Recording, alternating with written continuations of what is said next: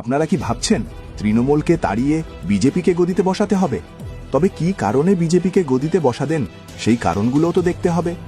মেনে নিলাম তৃণমূল ভালো না, আর তৃণমূল যে মহান একটা দল সেটাও বলছি না। তবে বিজেপি শাসিত রাজ্যের তুলনায় বাংলা ভালো অবস্থানে আছে না খারাপ অবস্থানে আছে সেটাও তো কম্পেয়ার করে দেখতে হবে।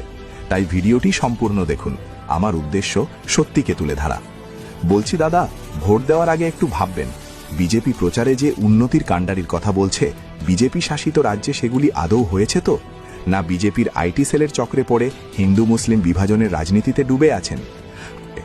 তাহলে শুনুন। 1.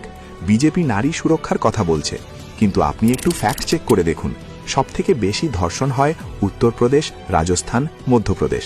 তাহলে আমার প্রশ্ন, উত্তরপ্রদেশে বিজেপি 15 বছর সরকার চালাচ্ছে, তাহলে কেন এখন পর্যন্ত নারীদের অধিকার বা সুরক্ষা দিতে পারল না? কেন ওখানে ধর্ষণ বেশি হয়? 2. আপনারা কি মনে করছেন সবথেকে বেশি পরিযায়ী শ্রমিক বাংলা থেকে যায়? যদি আপনি বিজেপির আইটি সেলের চক্রে পড়েন তাহলে আপনি এটাই ভাবেন, কিন্তু না দাদা, একটু ফ্যাক্টটা চেক করুন। সবথেকে বেশি পরিযায়ী শ্রমিক যায় বিহার, উত্তরপ্রদেশ থেকে। বলছিও দাদা, বিহারে উত্তরপ্রদেশে তো বিজেপি সরকার চালাচ্ছে 16 বছর ধরে। তাহলে আমার প্রশ্ন, কেন এখনো পর্যন্ত পরিযায়ী শ্রমিক ওই বিজেপি শাসিত রাজ্য বিহার, উত্তরপ্রদেশ থেকেই যায়? 3. সবথেকে বেশি স্কুল বন্ধ হওয়া রাজ্য কোনটি? আপনি কি মনে করছেন বাংলা? না দাদা, এখানেও বিজেপি শাসিত রাজ্য বাংলার থেকে এগিয়ে, মধ্যপ্রদেশ আর উত্তরপ্রদেশ। ফ্যাক্টটা চেক করুন, দেখতে পাবেন।